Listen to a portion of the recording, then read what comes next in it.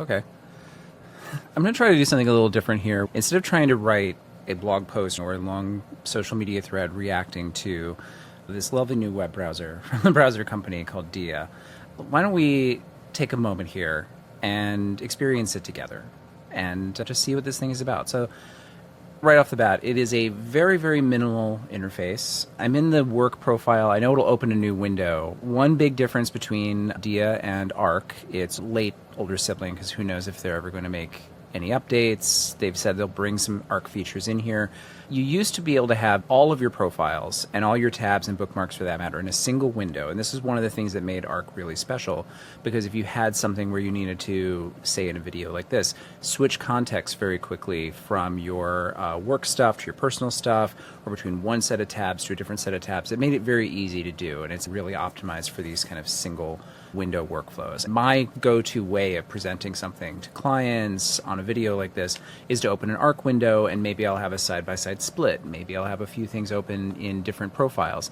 But this goes back to the same way of doing things as every other browser, where if you switch into your personal profile, it's going to open a new window. I'm recording a window, so I'm not going to do that. But that's one of the first big differences. I've got a pinned tab here for Claude. You may ask why, since this is an AI browser. We'll come back to that. If I were to go in and let's just add a bunch of tabs here, what happens when you add a bunch of tabs? Okay, mail. I don't want to show you all my email. What's a good one? I don't know. News. Let's open up Hacker News. A receipt printer cured my. I doubt that very much. Becoming an AI native engineer. Let's just open a few things.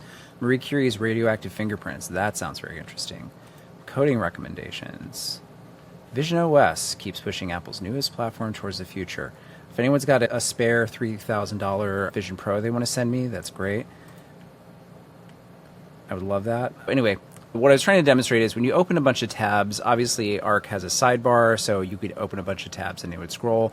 This does exactly what Chrome, Safari, and every other browser does. It's a more minimal presentation, like font sizes are a little smaller, and I think some of the paddings on the tabs are a little bit tighter, but this is a very familiar interface, and that is on purpose. Everything here is very, very Chrome-like, very vanilla browser. What is different is you get this sidebar called Chat. Okay, so summarize this for me and do it in a grumpy... Actually, no, I already told it my system prompt is for this to be very grumpy and mean. So let's see if that held up here as part of personalize. So summarize this for me.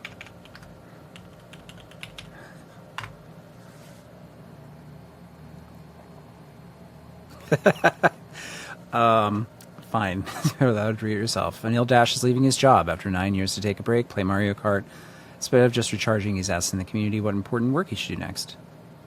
That's it. All right. I don't mind it. I don't mind. I mean, you could do this any number of ways. There are lots of ways to get an AI summary, having it built in right here. If I wanted to give Anil some to do next, how would I go about that?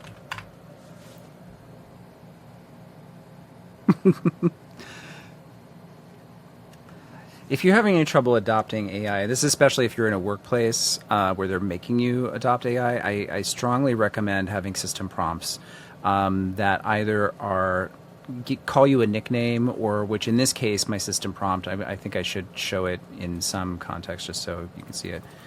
God damn it. We're doing it live.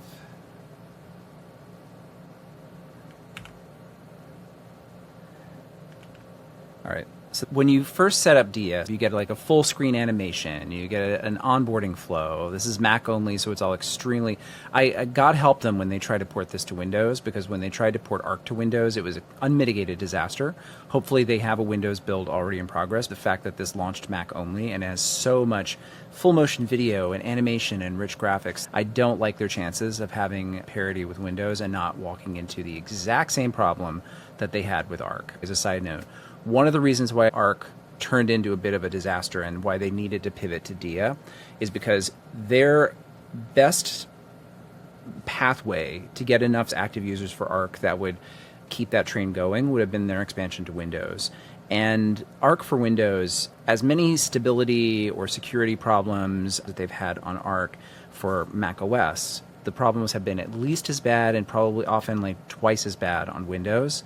And a lot of that comes down to, rather than build things in kind of a boring way that was pre-optimized for going cross-platform, they went very all in on Swift and Swift UI and Mac-specific graphics, just making something that is very high design and very beautiful. There's a lot around this interface that does seem a lot more vanilla and probably easily portable to Windows. But there's also some things, especially that onboarding flow, that was very Mac. Now, it does seem like the very Mac stuff in Dia is more contained.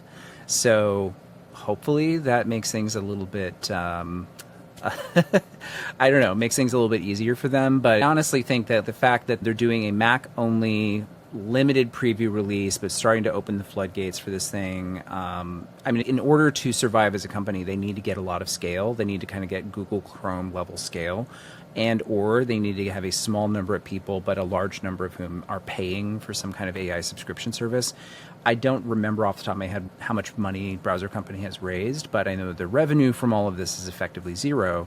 So it's like, if they're not on Windows from day one, they need to be sprinting towards Windows, because otherwise, even in 2025, Mac OS does not have the market share to sustain a VC-funded browser business, and probably Windows doesn't either. But lacking Windows, they are definitely on their back foot. And so I'm kind of like, have they learned anything? Should they have done Windows first, maybe, or have Windows on day one? I don't know. Anyway, this is my system prompt for personality in the chatbot. And this is both my response to being asked the question of how I want the browser chatbot to interact with me, and also my favorite way to make AI a little bit more delightful and fun, which is just make it have a personality, but also make it go against the grain. Like, I do not want an obsequious assistant. I don't like when ChatGPT calls my ideas brilliant, because what I want is truth. What I want is what's in the model. Honestly, I think the best way to engage with AI is what you want is what's in the model. You ask it to go beyond the model, when you ask it to be creative or to make inferences that it can't do, is when you get hallucination and when you get things being very weird. I love all of my devices. I don't need them to be extra personable. I just need them to do their job. So I very much enjoy and I very much recommend doing things like this. One thing I'm wondering is, like, I know that there is a separate set of LLM responses for working with code, but what exactly does that mean? So I'm going to open Bolt. All right. And if you chat, okay, fine. This is one of the other issues I'm going to say with, like, with this right here is, like, all right, there's like a coding prompt you can give it, and there's some kind of coding LLM thing, but I don't actually understand where that is or how it comes into play. And so I'm a little bit like, yeah, what am I supposed to do here? Like, I can interact with Bolt, but that'd be interacting with Bolt. I don't know what the chatbot's supposed to be. So, I don't know.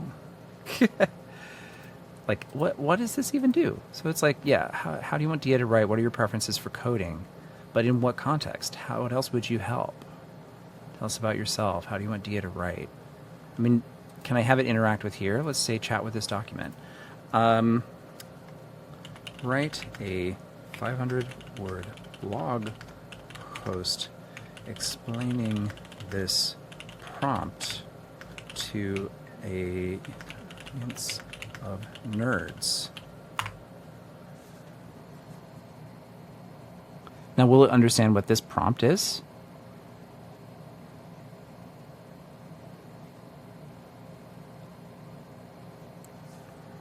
Yeah, let's see. I didn't tell it anything about how I want it to write, which I do have things that I can tell it. Let's say, like, insert. Oh, farts. All right, let's go in here. Let's set close the tabs. All right, the reluctant assistant. Which AI, I don't actually even know. This is one thing that would be good for me to know, is, like, what model is underlining this. I think the idea is, if you're trying to do a consumer AI browser, you shouldn't know what model it is, and that also gives Browser Company or whoever a degree of control over cost, user experience, system prompts. So all of this is happening in the cloud. I don't know if this is a Claude thing or a GPT thing, but they love the multi-part titles. They love the multi-part titles. Like, I would go with that at most. Now, see, this is interesting because I told it to write the blog post. I told it to have something about it being there, which means in writing the blog post, it's not writing it as me, it's writing it as itself, because I didn't tell it not to do that, which is, I'm like, okay, nature is healing. I gave it a prompt to act with personality, and that completely eroded the boundary where it's now injecting so much personality it can't do the job. Let me clarify. I wanted you to write this blog post as me, not as yourself. I am a human being who is smart, funny, very experienced, handsome, and tall. We're waiting.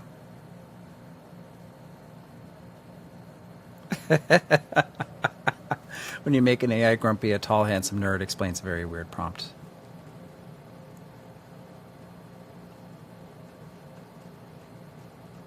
This is way too much tech. Like, I just want to test something here, and I think we can be done. Let's put this all in, and what I'm checking is word count, because remember I told it, and we're in the just like the regular chatbot territory. Like, this is, I think, if there's a key point here about Diaz, like, there's some very lovely polish to things. Like, look at this round rect. Like, the polish of this sidebar is very, very good, but it is, whatever LLM is behind this, it's just an AI sidebar. If I had a Chrome extension that did this exact same thing for Claude, for GPT, for any of them, or for that matter, I can use my Claude tab to bring this link in as an artifact, and then be able to have it chat with it, possibly even with some version of the same system prompt. It's breaking its ability to be useful because it is being overridden. Any judgment it has about how to do any of these tasks is being overridden by the personality feature. And so I can get better responses if I just turn this off. I don't even know if you can see it. There's a switch over here where I can turn personalize off. That might be the last thing, actually, is to go in and say, like, make one more request. Oh my goodness. We'll come back to this. But so going back up here, 500 word blog post, I think it might be, I think the thing is like, it is probably around exactly 500 words. 480. Okay. So, and then down here,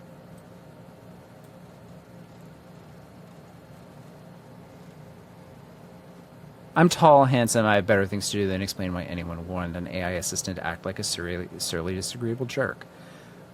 I mean, I don't hate this.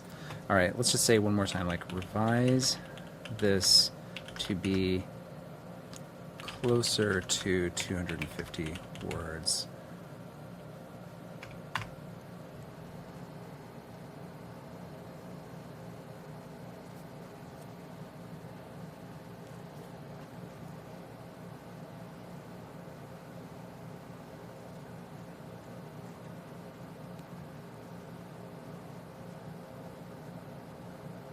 Now, the thing that, and I think maybe I could just be more explicit. Can you please include the original prompt as a action right after the first?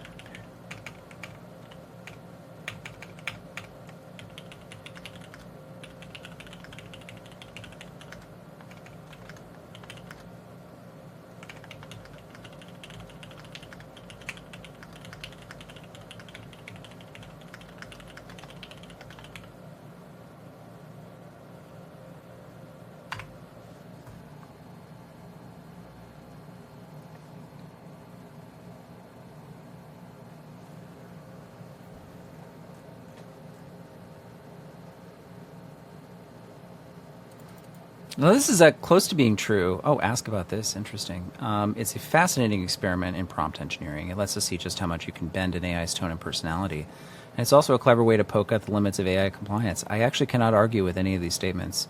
No matter how much the assistant grumbles, it still has to help. It's hardwired that way. The grumpiness is just a performance.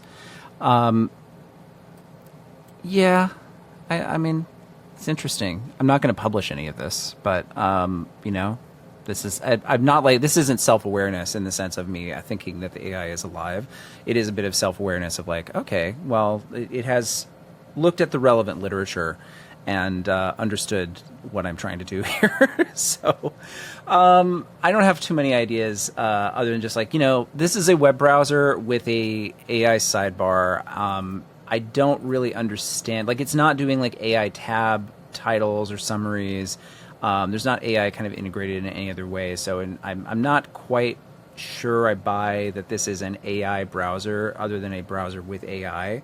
You know, by contrast, Arc had a number of reasons to exist beyond just the AI. It was probably a little too weird. Honestly, I wish they would like set aside like a B2B portion of the company, charge people $99 a year for access to Arc, and then use that revenue to do whatever the hell else they want. I would pay it. I would pay $100 a year. I would pay more. I mean, I would pay $20 a month or something for Arc. That, if I could believe that they were going to maintain it and update it. This is such an obvious consumer play where they're trying to take the premise of AI and they're trying to take the familiar shape of Google Chrome. And to their credit, like they've got a few things like the blending in tab bar and stuff that was. This is very much an Arc thing of like kind of just having like one box where the navigation bar is blending in with the content. Like the design of this is really lovely, and if, as I could do most of the time, like if I were not kind of addicted to some of the legitimate workflow improvements that they brought to Arc, I think this would actually be, you know, it does seem faster, it's zippier. I love how clean and elegant the user interface is. I think Dia might just be a much ado about nothing because the parts that work best for me are just simply in the design and like good attention to the design. I think that the AI-ness is not, it's fine, and I'm glad that it's relatively easy to ignore and not constantly trying to clippy its way in and be more helpful than I want it to be. And there are going to be moments where, sure, if I'm like working with a Google Doc, let's say I turn personality off and I give it a much better prompt, there are times where, yeah, being able to have it react to things that are in the doc might be good. But then again, it's not so much better than just copy pasting, referring back to a regular AI tool. So if you're going to use AI tools, it's a nice UI affordance. I don't know. These are my reactions on it. I haven't made it my default browser, and I'm probably going to close this when I'm done here and go back to Arc until Arc breaks for good, and then I'll go back to Chrome. Anyway, that's all I've got. This is my live review of the Dia browser, and my name's David, and thanks for watching. I'd say follow, but I don't know if I'm publishing any videos again anytime soon, so there you go.